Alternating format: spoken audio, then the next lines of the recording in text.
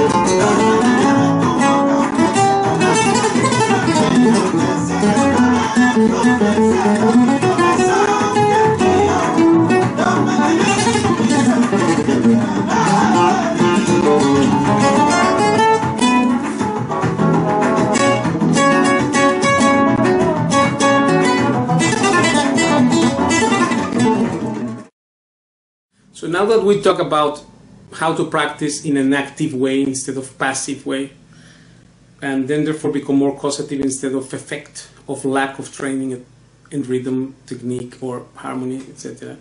Now we need to address one thing that we maybe do not even know the difference between practicing and playing. This thing here, careful.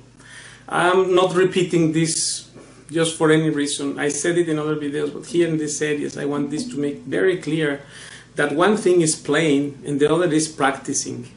When you play pieces there, but that is not upgrading your level. That will not make you play better, right? When you practice, you are supposed to work over things which you have not yet mastered, and then that upgrades your playing. Now, to get that information of what do you need to improve, this is the problem, because that cannot be learned by watching videos only, or by reading a book, or writing emails back and forth. That cannot be learned like that. With words also. It has to be learned under a teacher, with you playing actually what is the program, what you need to improve. Some people have a stronger rasgueo, others have better picado, others have very good left hand, others have bad ligado, you know, hammer on, pull off, etc. Left hand deficiencies, or rhythm deficiencies, or knowledge of harmony deficiencies. This is one thing. Of course, I should clear that to follow his advice, we are supposed to have already, if possible, at least until level 4 or 5 of our study program, which has 9 levels at least, up to the intermediate point, cover the technique and the rhythm. Because if we don't have these, and eventually we need to become advanced on those things also, so that we can really flow with no obstacles. Because whenever we cannot play, if I have to play something difficult and I cannot play it, that limitation itself makes me effect of my inefficiency. Right?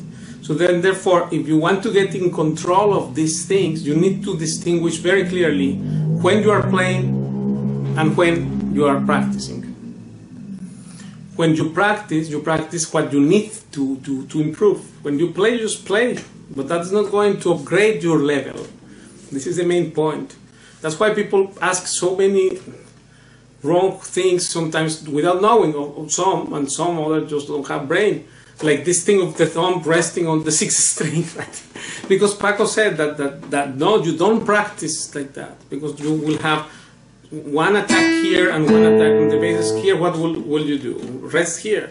So therefore, to practice, this is bad idea. If when you are playing, he did also and did not do it. He also did and did not do both things. So we could say both things.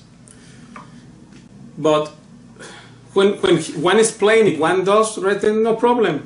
But that's not how you practice. For instance, the box sport guys, you know, the box guys, they train jumping a string, right? But when you go to the match of box there, the actual match, then you don't see the jumping. You see, so some things are only exclusive for training. Some others not, some are both, but this is the point where you need knowledge, and therefore that's why these things, do it yourself and be confused forever, because this cannot be learned like that. You cannot assess to yourself, self-medicate you what you need. You need to get a radiography or whatever, or a analysis, medical analysis to know what's going on. And then there is one person, a special task has to give the medicine, which is the doctor, right? So we are teachers. That's what we are supposed to provide the student. For those, because I am also training teachers now, and for those who are teachers and are my students, I'm saying also this thing: you need to become causative, not passive, and then very clearly see if the guy then in front of you understood very clearly that there is difference between practicing and playing, and how they are not just. People sometimes will say this for those who are teachers also. Sometimes people will say, yeah, I know it. Yeah, but that maybe is just an automatic answer, like an automatic telephone machine, right? You have to see if they really know it, because anyone can say, yeah, I know that. But how good are they at making this distinction if you are teaching them between practice and playing, right? Paco had very, very, very special things to practice, which are nothing of what you see in the stage is what he practiced actually, because he used to practice only improvisation. This is what Paco practiced only. But it's for the many years that I saw him doing that. So he was not practicing his falsettos, obviously. Right? It sounds funny, right? What he did is, what I do at the beginning of my videos, to put one piece with the vocals and play something over that. That's what he did. I learned this from him. This is actually not me playing. In fact, people think that I am playing at the beginning of my videos. I'm not playing. I'm practicing. And then by the idea of some friend in the staff, he said, you know what, record yourself doing that and put some small clip there at the beginning, and then that became a format for the videos, let's say, right? But that is me practicing. That's what Paco did practice. So nothing that you think is his pieces or anything. Nothing like that. Composing, he did, yeah. Sometimes it's, of course, sit alone and play without any other music, but to practice. Because practicing is different than playing. Of course, it is very thin line that you sometimes get confused, and that's why we need a teacher for these things. So, for those who are my students, and I am training these people to become teachers, you should be very careful that the student understands very well the difference between practicing and playing, and not that they just say, yeah, I know it, but how good they are at it. At this thing. Are they shown? It is proved by how they show you, based on the results of that distinction between practicing and playing, what effect is making on their playing every week. Are they improving the scales? Are they improving the technique? Are they improving rhythm, etc.? And then if they are not improving it, for sure we have a problem in Houston there, in that thing. So that's also what Paco said. That is the opposite of what Paco said, to know how we practice. How we play, he said. He said how we play and where we play. This is just so much deep knowledge. What does it mean to know how you play? It means you have to explore your playing all your life and be very vigilant all your life, every second, and have probably guidance if possible for those who can afford it, And for those who really like this style, they need this training. So therefore, your duty as a teacher is to make sure that they understood this thing, and also that they understood means that they are taking advantage of it and actually improving their playing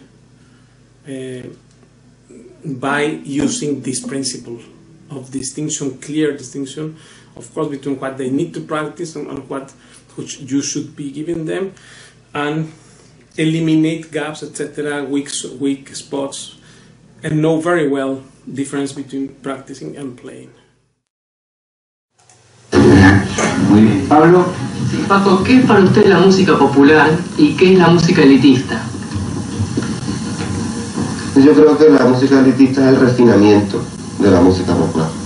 Por ejemplo, el flamenco. El flamenco originalmente es una música popular, la música del pueblo andalucino. Pero creo que ya no le pertenece más al pueblo, porque de pronto habemos gente que nos hemos pasado toda una vida encerrados puliendo esa expresión popular. Entonces ha llegado a un nivel en el que el pueblo ya no tiene acceso, sobre todo a los matices que vamos consiguiendo la gente como yo, que nos pasamos muchas horas elaborando esa música.